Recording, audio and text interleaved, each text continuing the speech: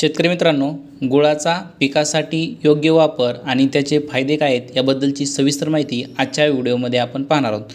शेतकरी मित्रांनो, गुळाचा आपण पिकासाठी कशा पद्धतीने वापर करू शकतो, फवारणीसाठी आपण याचा वापर करू शकतो का, प्रमाण किती असेल याबद्दलची सविस्तर माहिती पाहण्यासाठी हा व्हिडिओ शेवटपर्यंत नक्की बघा।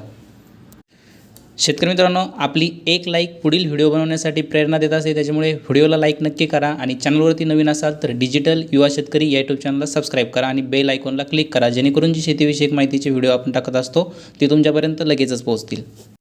शेतकरी मित्रांनो, गूळ हे अन्नद्रव्याचा एक उत्तम स्रोत आहे, ज्याच्यामध्ये iron, magnesium, manganese, potassium, calcium आणि फॉस्फरस हे अन्नद्रव्य याच्यामध्ये उपलब्ध असतात।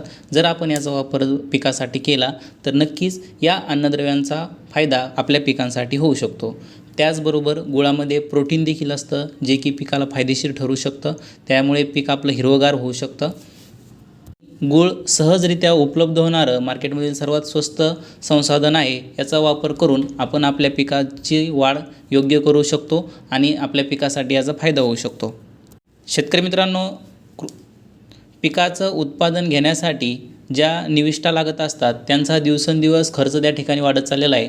मार्केटमधून आपण या कृषी निविष्ठा आणत असतो आणि त्याचा वापर आपल्या पिकासाठी करत असतो, परंतु सध्याची परिस्थिती पाहता जमीन देखील ऑर्गॅनिक कार्बन म्हणजे सेंद्रिय कर्ब कमी होत चालला आहे आणि आपण कृषी निविष्ठांचा खर्च देखील करून आपल्याला म्हणावे असे उत्पादन येत नाही। त्यासाठी आपल्याला आपल्याकडे उपलब्ध असलेल्या संसाधनांचा वापर करून शेतीतला खर्च कमी करून आपली जमीन सुपीक बनवावी लागेल आणि त्यापासून उत्पादन त्या ठिकाणी घ्यावे लागेल। त्यामुळे अशा संसाधनांचा वापर करा, ज्याच्यामुळे आपल्या पिकाची वाढ देखील होईल आणि जमिनीचा धूप होणार नाही किंवा जमिनीची ऱ्हास होणार नाही। कारण आपण ज्यावेळेस रासायनिक खतं जास्त प्रमाणामध्ये वापरत असतो त्याच्यामुळे आपली जमीन नापीक होत चालते आणि जमीन नापीक झाल्यामुळे एक काळ असा येतो की त्यामध्ये कोणत्याही प्रकारचं उत्पादन त्या ठिकाणी येऊ शकत नाही, कमी यायला लागतं। आपण रासायनिक खतं जरी दिले तरी पण उत्पादन म्हणावं असं येत नाही। त्याच्यामुळे अशा कृषी निविष्ठांचा वापर नक्की करा। त्यामुळे आपल्याकडे उपलब्ध असलेल्या संसाधनांचा वापर करून शेतीमध्ये त्याचा फायदा करून घ्या। शेतकरी मित्रांनो, जर आपण गुळाचा वापर जमिनीमधून केला तर मातीमधील जीवाणूंची संख्या देखील वाढते। कारण शेतकरी मित्रांनो, जीवाणूचं जे खाद्य आहे हे गुळामध्ये असतं, त्याच्यामुळे आपण जर गूळ जमिनीला दिला किंवा पिकाला ड्रिपच्या माध्यमातून दिला तर पिकासाठी जमिनीमध्ये उपलब्ध असलेले जे जीवाणू आहेत त्यांची संख्या वाढते आणि आपल्या पिकाचं उत्पादन वाढण्यासाठी मदत होते। त्याचबरोबर जमिनीमध्ये सेंद्रिय कर्ब वाढण्यासाठी देखील याची मदत होत असते। आणि त्याचबरोबर सर्वात महत्त्वाचा फायदा, जे आपण हिवाळ्यामध्ये म्हणजे थंडीच्या दिवसामध्ये जे पिकं घेतो तर थंडी जास्त पडल्यामुळे पिकांची योग्य वाढ होत नाही, कारण जमिनीमध्ये तापमान हे खूप कमी गेलेलं असतं, अन्नद्रव्य म्हणावं असे पिकाला उपलब्ध होत नाहीत। याच्यासाठी जमिनीमध्ये ऊब निर्माण व्हावी, पिकाला योग्य अन्नद्रव्य उपलब्ध व्हावे आणि त्याचबरोबर पीक चांगलं वाढावं यासाठी तुम्ही जमिनीला ड्रिपच्या माध्यमातून गूळ त्या ठिकाणी देऊ शकता। तर जर तुम्हाला कलिंगड पीक किंवा इतर पिके तुम्ही रब्बीमध्ये म्हणजेच थंडीच्या दिवसामध्ये घेत असता तर यांची योग्य वाढ होण्यासाठी, त्याच्यामध्ये जमिनीमध्ये ऊब निर्माण होण्यासाठी, उष्णता वाढण्यासाठी तुम्ही गुळाचा वापर करू शकता। आणि अजून एक शेवटचा आणि महत्त्वाचा फायदा, आपण पिकासाठी जे जैविक बुरशीनाशक देत असतो किंवा पिकासाठी उपयोगी असलेल्या जीवाणूंचा वापर करत असतो। अजून एक शेवटचा महत्त्वाचा फायदा की शेतकरी मित्रांनो, आपण पिकासाठी काही पिकाला उपयोगी असलेल्या बुरशींचा वापर करत असतो, ज्याच्यामध्ये ट्रायकोडर्मा ही बुरशी आहे, ही पिकासाठी उपयोगी बुरशी आहे।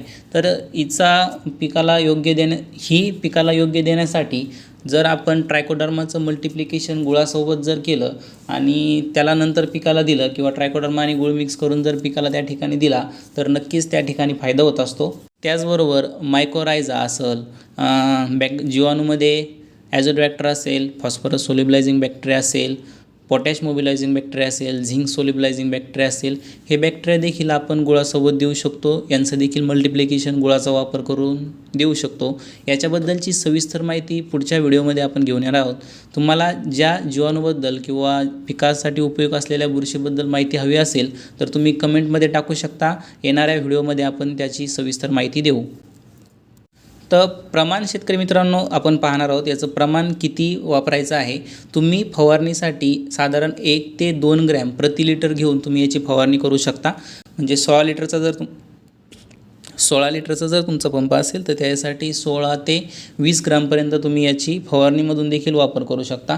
फक्त फवारणी करताना एक महत्त्वाची काळजी त्या ठिकाणी घ्यायची आहे की गूळ फवारणी करत असताना फक्त प्लेन त्या ठिकाणी गूळ फवारणी करा. त्याच्यासोबत कोणत्याही कृषी निविष्ठांचा वापर करू नका. कोणत्याही बुरशीनाशक, कीटकनाशक किंवा इतर कुठल्याही घटकासोबत मिक्स करून वापरू नका. आणि ड्रिपच्या माध्यमातून पिकाला देण्यासाठी तुम्ही एकरी 4 ते 5 किलो गूळ त्या ठिकाणी देऊ शकता एका वेळेस.